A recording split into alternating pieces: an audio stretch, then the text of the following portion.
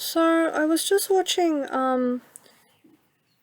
Jerry Seinfeld's show where he drives around in cars with comedians, and I think that is sort of the title. And he tells this story about how when he was a child he really wanted a Christmas tree, but because he was Jewish, he didn't get to have one. His mother would sort of say to him, "Well, look, we'll have a Hanukkah bush." And, then he'd be like, "Oh, great, when are we getting it?" And she'll be like, "Oh, it's already outside, and she'd point to a bush outside and say, there, that one."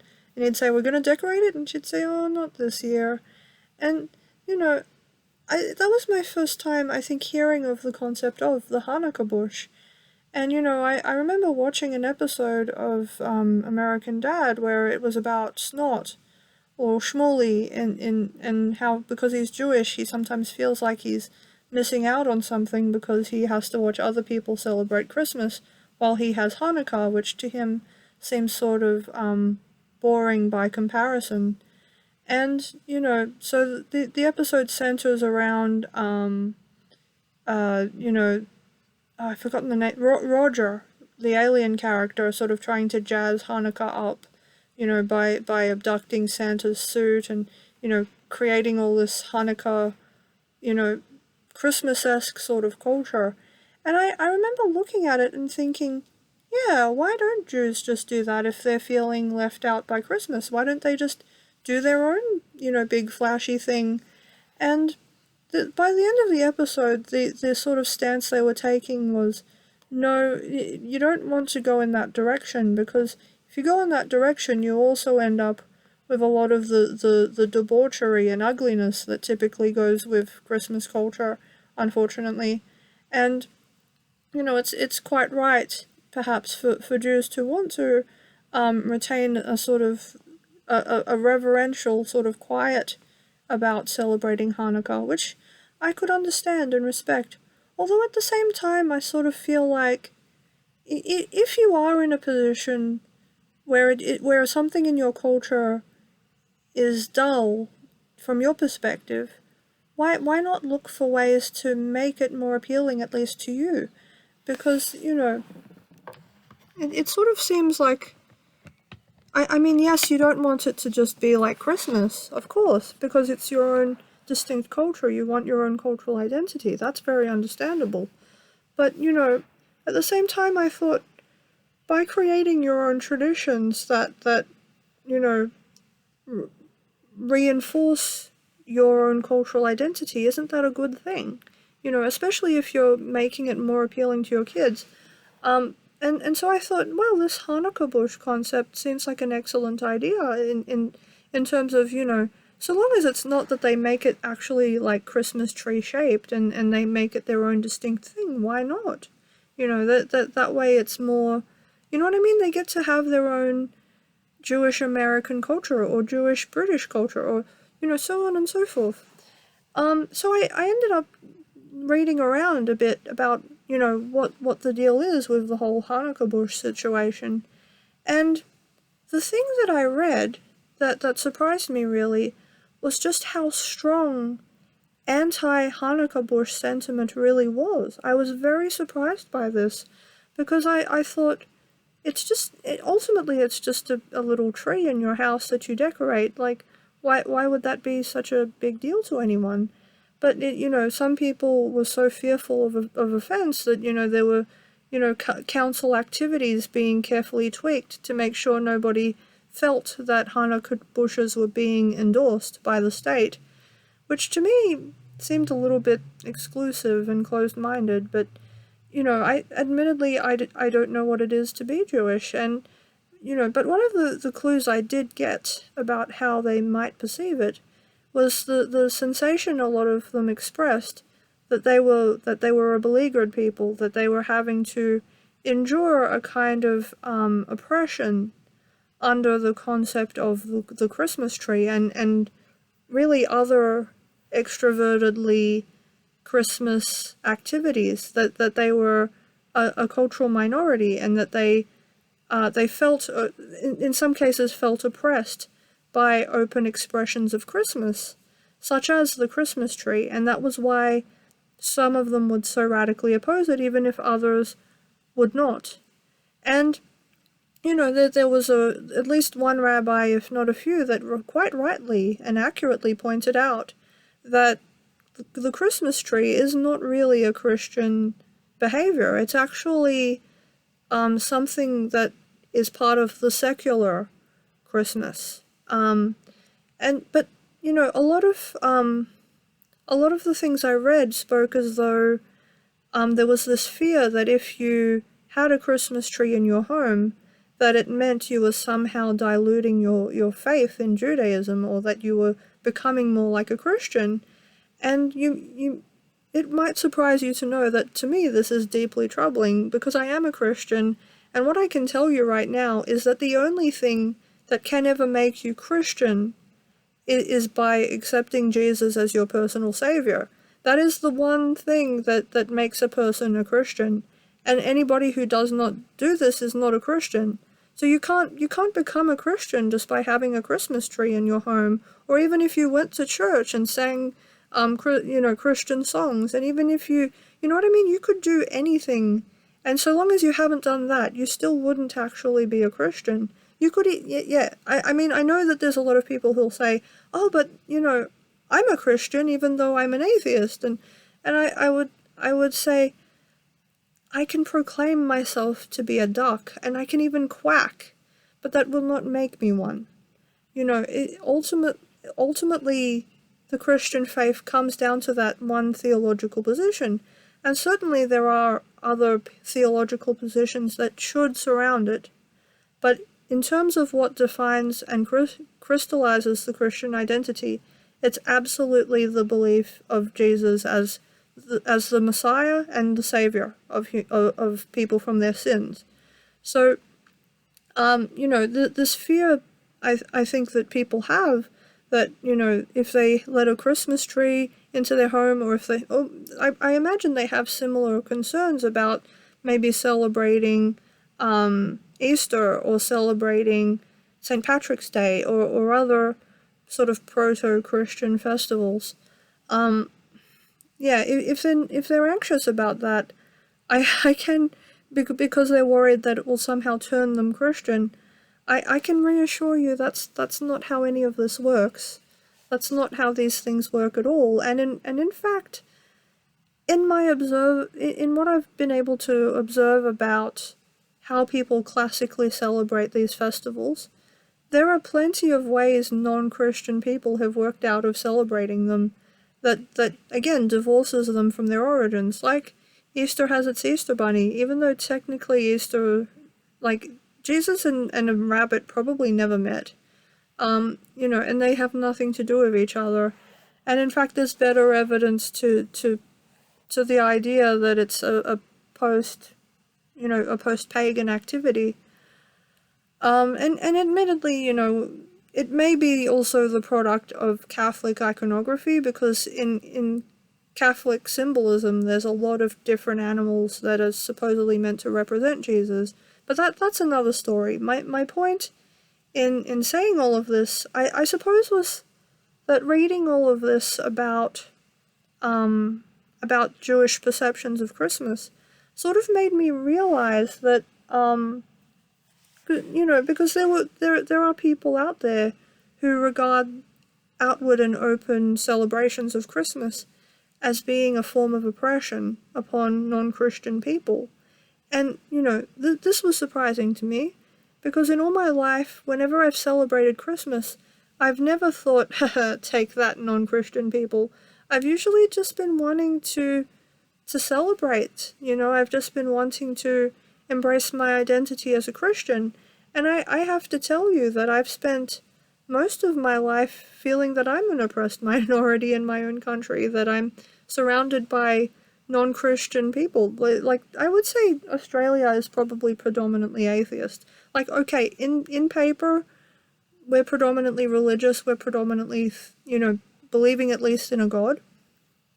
But in terms of, like, in the mores of day-to-day life, like, if I walked into any building right now and openly told people, hi, I'm a Christian, what do you think? the majority of the people I'd meet would probably tell me that I suck and should get an education. And in fact, throughout the entire time I was doing my course, there were plenty of people giving me a lot of trouble over the fact of just being a Christian. And having read what Jewish people had to say about it, what I saw was that for them, the connection between the historical oppression of Jews by Christians and modern expressions of Christianity was such a direct connection for them that they immediately felt that contemporary expressions of Christianity were a restatement of that earlier oppression. And, it gave me perspective on my own feelings of oppression, because these contemporary things I do as expressions of my faith are never done in order to, to try to make anyone feel bad about what I believe in, or to make them feel somehow beleaguered.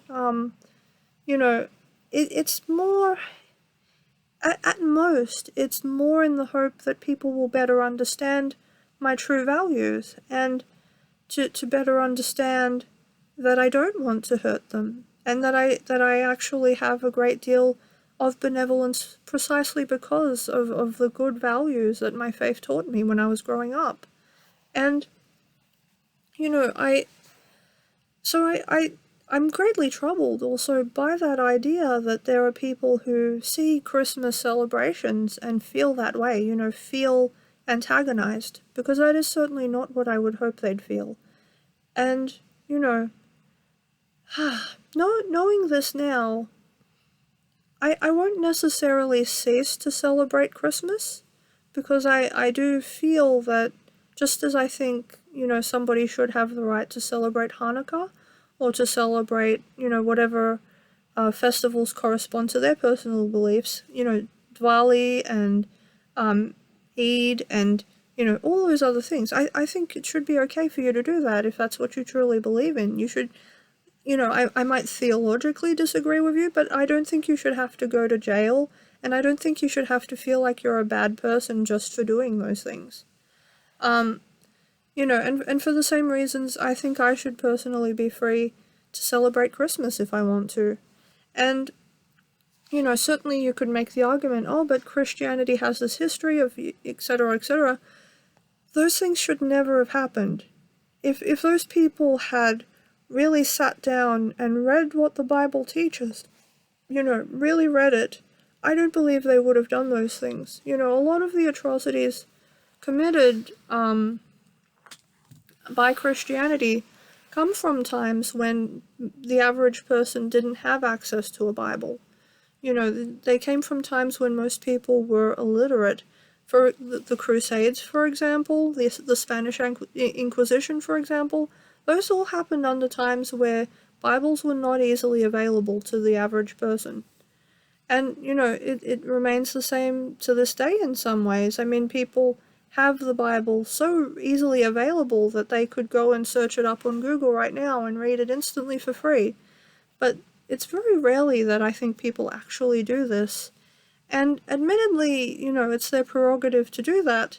But I sort of feel like if you're going to pronounce judgment over what Christianity is, without looking at what its origin point is, I feel like you may not rightly understand what you're arguing with in the first place. And certainly I don't think Christianity should ever be understood as an anti-Jewish movement, and if it ever was, it should never have been, because, the first parts of the Bible are very much about Jewish people. Jesus himself was Jewish and encouraged people in celebrating Jewish customs and traditions, and some of the customs adopted by Christians today are direct cultural descendants of some, ancient Hebrew practices. So, I mean, a lot of Christians have very strong positive feelings towards the Jewish people. They see them as the people that produced their Savior, so they love them and they're very excited about them. The anti-Semitic anti-Semitic Christians are a vast minority. They're In fact, in all my life, I've never actually met one. I've only heard of them by reputation, and even then, I don't know, I wouldn't know how to find one if I wanted to seek one out, to tell the truth. The vast majority of Christians I've encountered either felt neutral or positive about Jewish people. So again, if you're scared, if you're a Jewish person watching this, and you're scared of Christians because you think we want to hurt you, please don't be thinking that. That's not at all how we feel. I mean, yes, there's a significant number of us that would probably try to get you to believe in Jesus as your savior. But even then, in amongst doing that, we wouldn't want you to drop your identity as a Jewish person. We feel the theological position is probably more important than any of the other articles of identity that you so highly and quite rightly value. And I think it's because, I mean, as I understand it, for Jewish people, being Jewish isn't just about what your theological positions. You also have the racial component and the cultural component. For Christians, it's not like that, because we've never been associated with a specific race. From our offset, we've always been deeply multiracial and deeply multicultural. So it will be necessarily difficult, I think, for some Christians to fully appreciate the level of connection you have between your faith and your culture and your race, because we don't have such direct connections in the first place. So a lot of Christians would have that reaction of, well, why not just be Jewish, do all the Jewish things you value, but still, just believe in Jesus if you want to. Nobody can make you believe in something. Obviously, that's intellectually impossible. Ultimately, you can only make that choice. But yeah, a lot of Christians would have trouble understanding that. Is one thing I'll say. Not from a place of malice either. It's just that, yeah, it's different schools of thinking. And maybe, it's good to have these sorts of differences, because it means people can have a talk about it, and you can learn something new by talking to people who don't think the same way you do. Already reading what I did about the Hanukkah bush was a real eye-opener for me, because previously I had never imagined that Christmas could be such a sore point for non-Christian people. When they would say that it was, I was predisposed to assume that they were just trying to take my faith and my traditions away from me, rather than the reality, which was that they wanted me to make more room for them. And with that additional perspective, I think that in my future interactions with non-Christian people, I'll probably be a bit more understanding and a bit more open to listening to them, without necessarily feeling like they're trying to oppress me. And I'm grateful for that lesson, and I think these things are helpful. I think that if people can learn to better understand each other's culture and where they're coming from, people will be that much closer to peaceful coexistence. And in my mind, peaceful coexistence is the thing that I would want the most in terms of how I would live life practically. And I think that is partly I think Christians should want that. I think that ultimately Christians should want to coexist peacefully with others and lovingly with others. I think that's the right thing to do.